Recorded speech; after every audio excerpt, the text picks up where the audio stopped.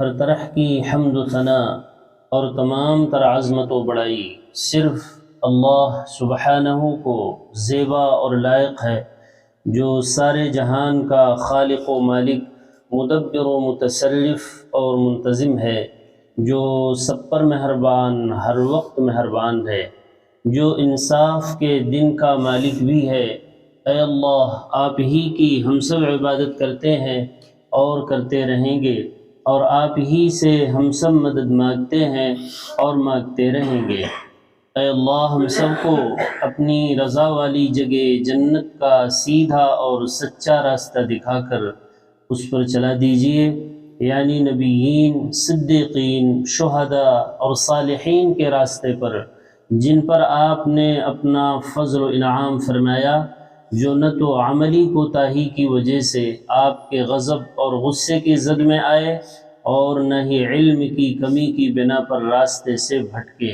آمین۔ اے اللہ، ہماری اس دعا کو قبول فرما لیجیے۔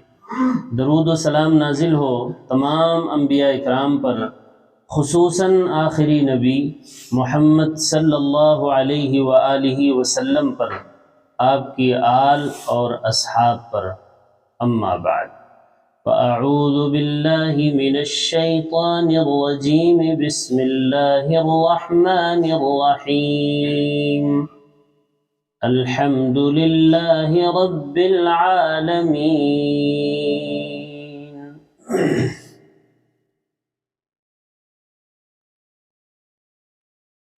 یہ سورۃ الفاتحہ کی پہلی آیت ہے،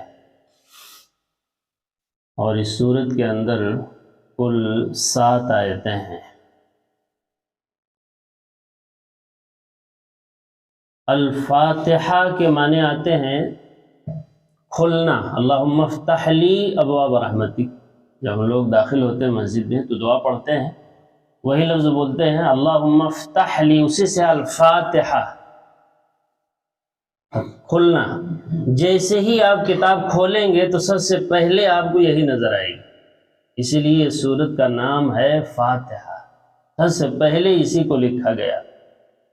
یہ قرآن کا دیباچہ ہے، مقدمہ ہے، افتتاحیہ ہے۔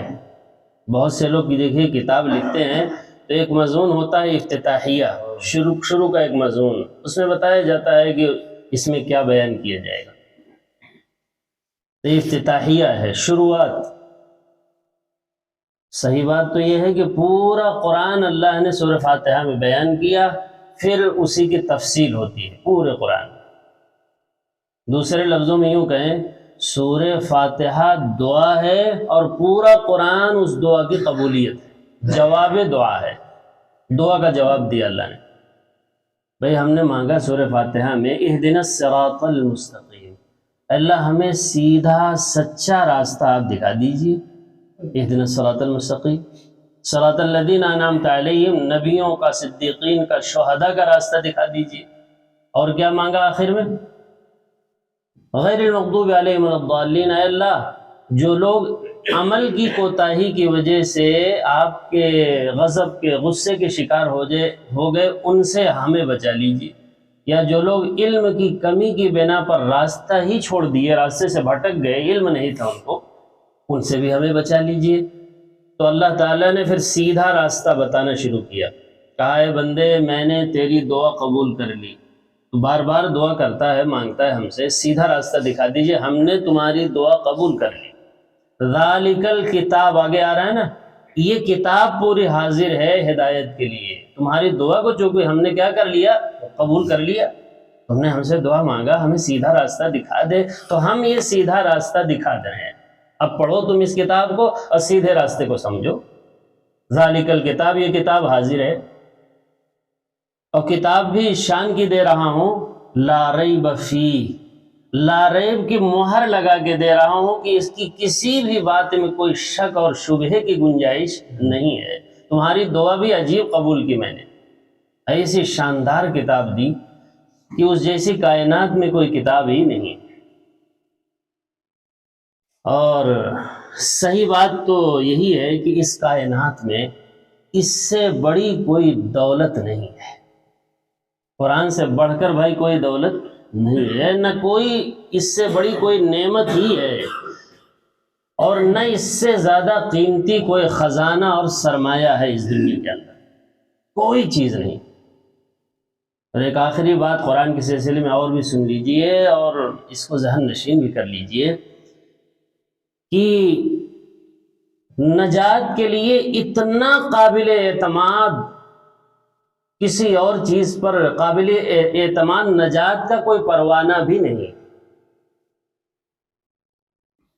قابل اعتماد نجات کا جو پروانہ ہے وہ کون سا ہے جانتے ہیں؟ یہ ہے۔ اگر ہمیں بھروسہ اور اعتماد کرنا چاہیے تو پھر اسی کتاب پر کرنا چاہیے۔ جب ہم پڑھ رہے ہیں تو ہم یقین رکھیں، اپنی نجات کے سلسلے میں، اپنی کامیابی کے سلسلے میں یقین رکھنا چاہیے۔ ہمیں شک میں پڑھنے کی ضرورت بھائی نہیں ہے اس کتاب کے پکڑنے کے بعد۔ ہاں، یہ ایسی کتاب ہے، یہ گھاٹے کا سودا نہیں ہے۔ جو وقت آپ کا اس میں لگ رہا ہے اس کی قیمت سب سے زیادہ لگے گی۔ ہم تو اوقات تو خرچ کرتے ہی ہیں نا، ہمارے 24 گھنٹہ گزر تو رہے ہیں، لیکن بھائی جو وقت آپ کا اس میں لگ رہا ہے وہ آپ کا سب سے قیمتی وقت ہے۔ سب سے زیادہ قیمت جس وقت کے لگائیں گے اللہ تعالیٰ وہ وقت ہوگا جو اس میں ہم لگائیں گے۔ خیرکم من تعلم القرآن وعلمہ، روئے زمین پر چلنے والوں میں، بسنے والوں میں، رہنے والوں میں سب سے بہترین انسان وہ ہے جو قرآن پڑھتا ہے اور پڑھاتا ہے، قرآن سیکھتا ہے اور سکھاتا ہے، قرآن سمجھتا ہے اور سمجھاتا ہے۔ یہ سب اس میں ہے۔ صحیح بات تو یہ ہے کہ یہاں روز قرآن خوانی ہوتی ہے مسجد میں، اور یہی ہے بھی کہ اللہ تعالیٰ اس مجلس پر اپنی خصوصی رحمت فرماتے ہیں جس مجلس میں کیا پڑھی جا رہی ہو، اللہ کی کتاب کا درس ہو رہا ہو، وہاں خصوصی رحمتوں کا نزول ہوتا ہے اللہ کی طرف سے۔ یہ ہم حدیث کی کتابوں میں یہ مضمون بارہا پڑھے ہوئے ہیں۔ تو فرمایا، تو الفاتحہ کے معنی کیا ہے بھائی؟ فاتحہ کے معنی میں بتا رہا تھا۔ فاتحہ معنی کھلنا۔ جو ہی آپ کتاب کھولیں گے تو سب سے پہلے یہی صورت آتی ہے۔ فاتحہ کا لفظ اس صورت میں کہیں نہیں ہے جس سے نام رکھا گیا۔ صورت کا نام جس لفظ سے رکھا جاتا ہے وہ لفظ کسی آیت میں موجود ہوتا ہے، یہاں فاتحہ تو کسی لفظ میں موجود نہیں، تو یہ کس مناسبت سے الفاتحہ اس کا نام رکھا ہے بھائی؟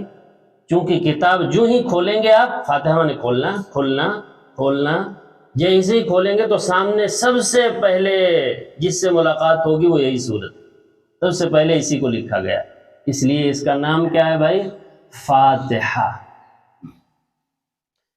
سب سے پہلے ہم نے پڑھا اعوذ باللہ من الشیطان الرجیم، 14ویں پارے میں اللہ نے حکم دیا، سورہ نمبر ہے 16، سورۃ النحل، سورہ نمبر 16 میں اللہ نے حکم دیا، آیت نمبر ہے 98، یاد رکھیں آیت نمبر 98 میں اللہ کا ایک حکم ہے، فَإِذَا قَرَأْتَ الْقُرْآنَ فَاسْتَعِذْ بِاللَّهِ مِنَ الشَّيْطَانِ الرَّجِيمِ، جب قرآن پڑھنے کا ارادہ کرو تو اعوذ باللہ من الشیطان الرجیم پڑھ لیا۔ یہ اللہ کا حکم موجود ہے کہاں؟ 14ویں پارے میں، سورۃ النحل، سورہ نمبر کیا ہے؟ 16، آیت نمبر ہے 98، 98، اس میں اللہ کا ایک حکم موجود ہے، جب بھی قرآن پاک پڑھنے کا ارادہ کرو تو شیطان مردود سے بھاگ کر اللہ کی حفاظت میں آ جایا کرو، اس لیے کہ شیطان کا کام ہے کسی اچھے کام کو نہ کرنے دینا، وہ پوری کوشش کرے گا کہ قرآن نہ پڑھنے پائے۔ دیکھیے اللہ تعالیٰ نے قرآن کے لیے بطور خاص ایک دعا سکھائی ہے، اعوذ باللہ من الشیطان الرجیم پڑھنا، باقی کسی اور کتاب میں یہ بات نہیں ہے، اس کو آپ بسم اللہ سے پڑھنا شروع کر دیں، کوئی حرج نہیں، لیکن قرآن پڑھنے کا ارادہ رکھتے ہوں تو کیا پڑھنا ضروری ہے؟ اعوذ باللہ من الشیطان الرجیم پڑھنا ضروری ہے۔ اللہ کی پناہ میں پہلے آؤ، پہلے اللہ کی حفاظت میں آؤ، پھر تلاوت شروع کرو، تاکہ تمہاری تلاوت پایہ تکمیل کو پہنچ سکے، ورنہ شیطان بار بار وسوسے ڈالتا رہے گا اور تمہیں تلاوت کرنے نہیں دے گا۔ سب سے زیادہ دشمنی اس کو کس چیز سے ہے؟ ہدایت سے ہے۔ صراط مستقیم سے ہے، اور صراط مستقیم یہی ہے جو اللہ نے بیان کیا، اس لیے تم کو چلنے نہیں دے گا۔ دیکھیے، اور اعوذ باللہ من الشیطان الرجیم کب پڑھنا چاہیے؟ اور بھی جگہیں ہیں جہاں اعوذ باللہ پڑھنا چاہیے، اللہ کی حفاظت پہ آنا چاہیے۔ سورہ نمبر 7 سورۃ الاعراف میں اللہ تعالیٰ نے بیان فرمایا،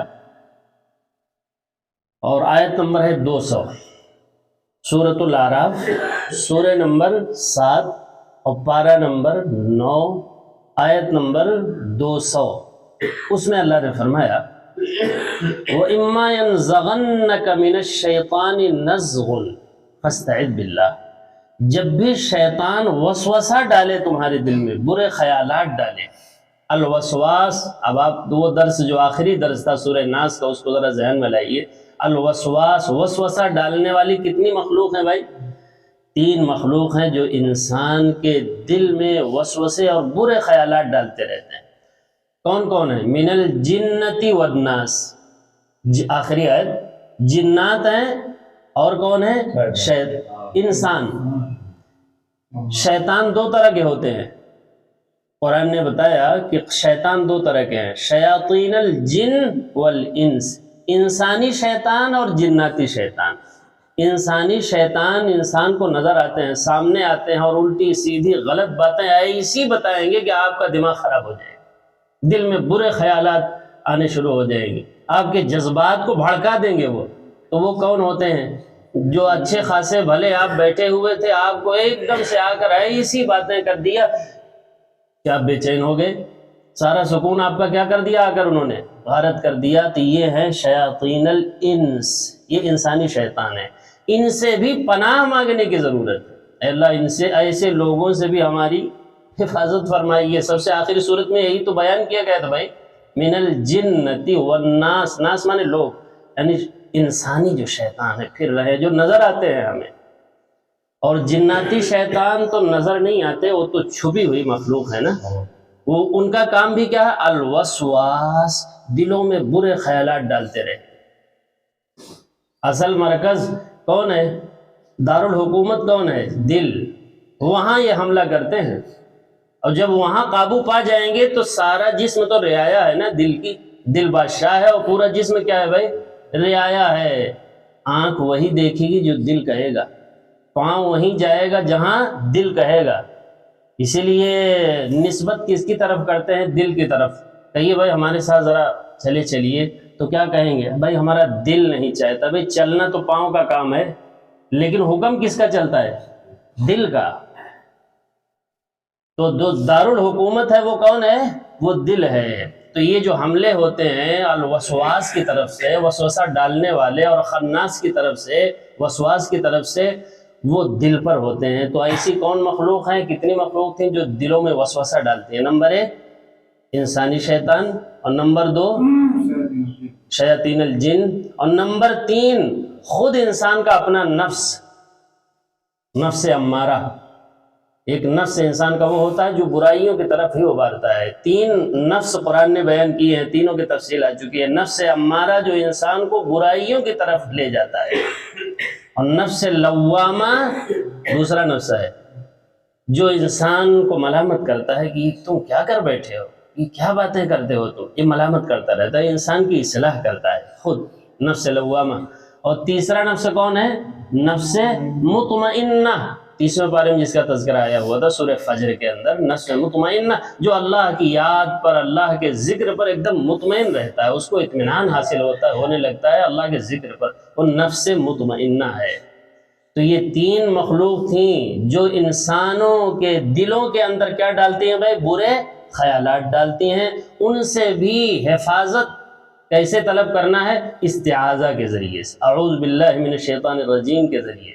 اسی طرح سے قل اعوذ برب الفلق پڑھیں، قل اعوذ برب الناس پڑھیں، تو ان سارے وسوسہ ڈالنے والوں سے ہم کیا ہو جائیں گے؟ محفوظ ہو جائیں گے۔ تو بہرحال اعوذ باللہ، الاستعاذہ کے معنی آتے ہیں اعوذ باللہ من الشیطان الرجیم پڑھنا۔ الاستعاذہ کے معنی کیا ہے بھائی؟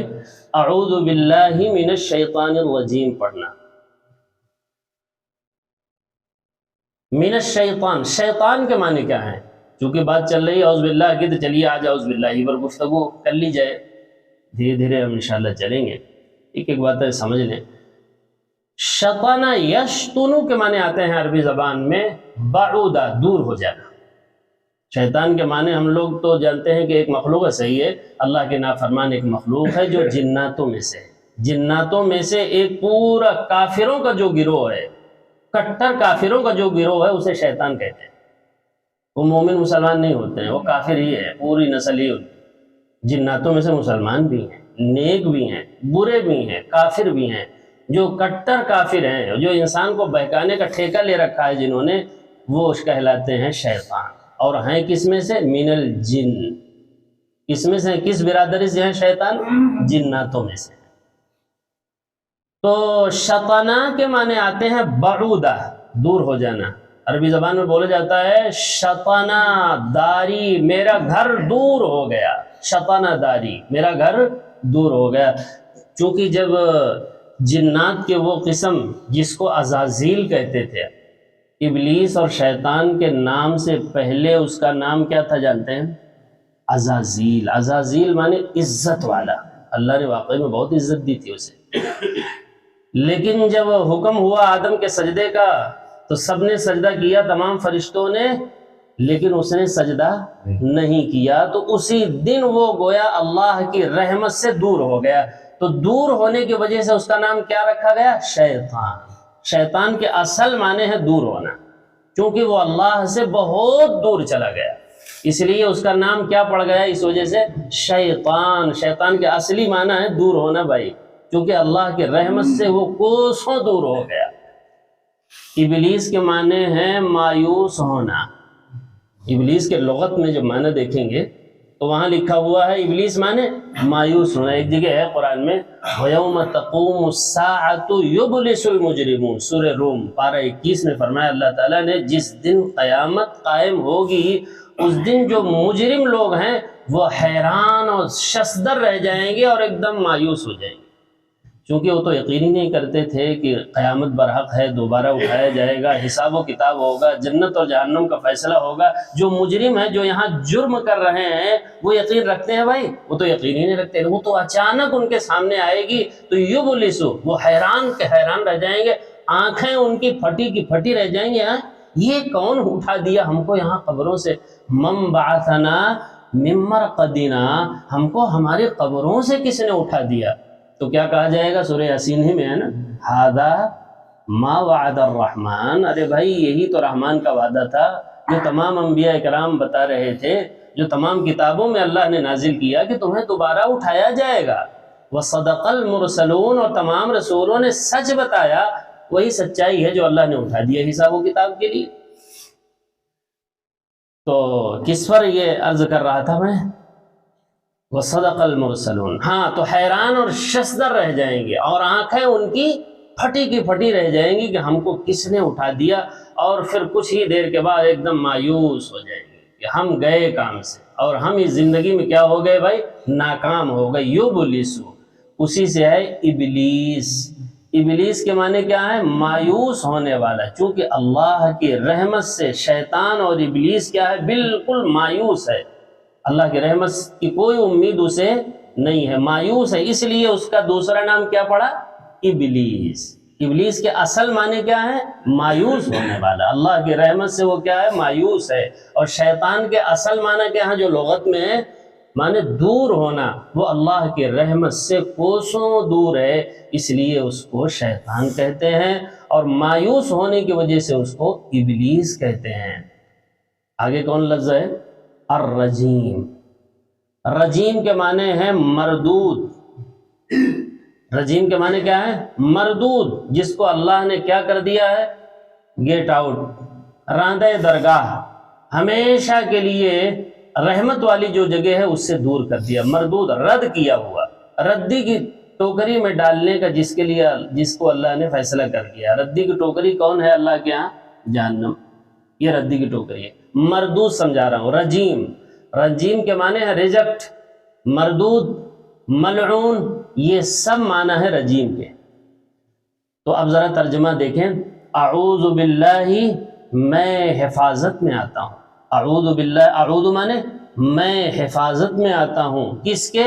باللہ، اللہ سبحانہ کی حفاظت میں آتا ہوں۔ کس سے بھاگ کر آتا ہوں؟ من الشیطان الرجیم، شیطان مردود سے بھاگ کر اللہ رب العزت کی حفاظت میں آتا ہوں۔ آگے کیا ہے؟ بسم اللہ الرحمن الرحیم،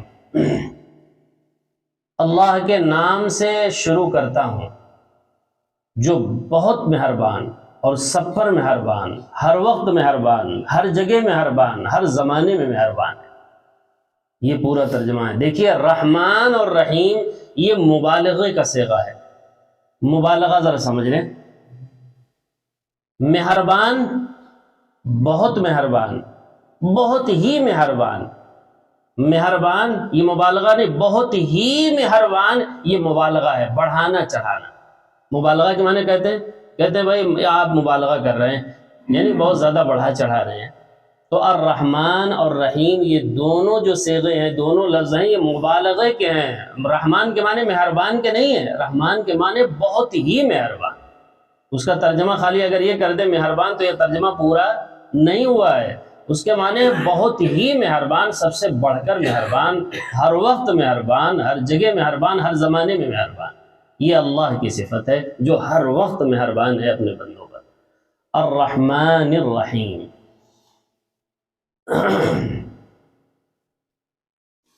اب جو ہے پہلی آیت دیکھیں،